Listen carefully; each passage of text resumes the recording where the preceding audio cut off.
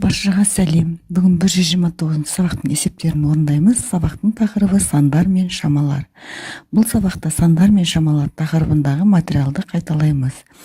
Бірінші есеп жаз. А. Бір таңбалы сандар тізбегін кем ретімен, А. Толық ондықтар тізбегін өсу ретімен, Б. Толық жүздіктер тізбегін кем ретімен. Біз дәптерге орындадық. Бір таңбалы сандар тізбегін кем ретімен А. 9, 8, 7, 6, 5, 4, 3, 2, 1. Әсінде толық ондықтар тізбегін өсу ретімен 10, 20, 30, 40, 50, 60, 70, 80, 90. Бысында толық жүздіктер тізбегін кем ретімен жазу керек. 900, 800, 700, 600, 500, 400, 300, 200, 100. Екінші есеп цифрмен жаз. А. 46, 72, 90. Ә. 5 ондықтан және 3 бірліктен тұратын сан. Дәптерге орындадық. 46, 72, 90 цифрмен жаздық. 5 ондықтан және 3 бірліктен тұратын сан бұл 53.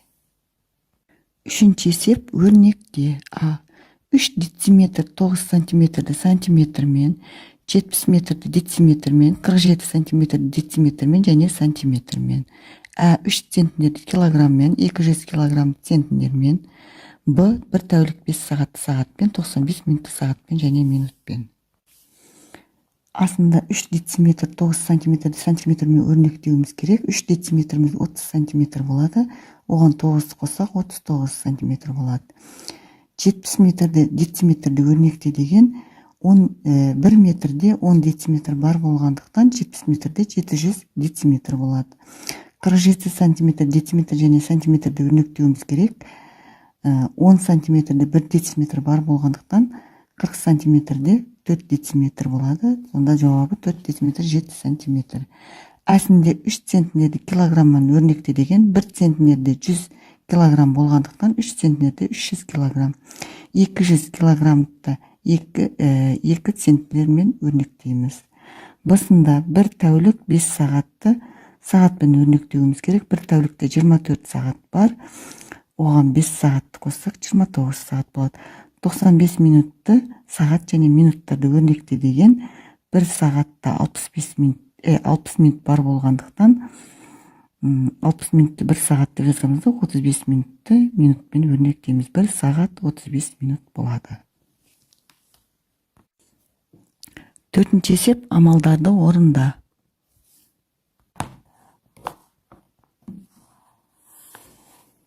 Жақшаның ішінде 60 қосу 40, азайту 90. 60-қа 40-ті қоссақ 100 болады. 100-ден 90-ды азайтсақ 10. 2 көбейту 8-іміз 16. Оны 4-ке бөлетін болсақ 4 болады. 4-тен 3-ті азайтсақ 1. 3 көбейту 6 қосу 2 бөлу 4 болады. Жақшаның ішін бірінші орында қаламыз. 3-ке көбейтеміз 8-ді. Оны 4-ке бөлеміз. 24, 4-ке бөлсек 6 болады. 35-ке қосамыз. 27 азайту 7-ні. 20 шығады. 35-ке 20-ны қоссақ 55. 28 4-ке бөлсек 7, оған қоссақ 27-ні 34 болады. 4 көбейту 9 азайту 8, қосу 5 екен. 9-дан 8 азайтсақ 1, 4-ке көбейтетін болсақ 4 шығады. 4-ке 5 қоссақ 9. Бесінші есеп амалдарды орында. 6 метр 5 дециметрге қосамыз. 7 метр 9 дециметрді 13 метр 14 дециметр болады. 10 дециметрді 1 метр бар болғандықтан оны 13-ке қосамыз. 13-ке 1-ті қоссақ 14 метр 4 дециметр болады. 3 тәулік 8 сағатқа 7 тәулік 20 сағатты қосатын болсақ 10 тәулік 28 сағат болады. 1 тәулікте 24 сағат болғандықтан оны 10-ға қосамыз 24 сағатты. Сонда 11 тәулік 4 сағат болады. 9 сағат 6 минуттен азайтуымыз керек. 5 сағат 36 минутты. 6-дан 36-ны азайтуға болмайды. Соғындықтан 9 сағатты 8 қосу 1 сағат деп жазып алып, оның 1 сағатын біз 60 минут деп есептейміз. Сонда 8 сағат 66 минут болады. Одан 5 сағат 36 минут азайтатын болсақ, 3 сағат 30 минут қалады. Кейінгісі 7 дециметр азайту 3 дециметр 5 сантиметр.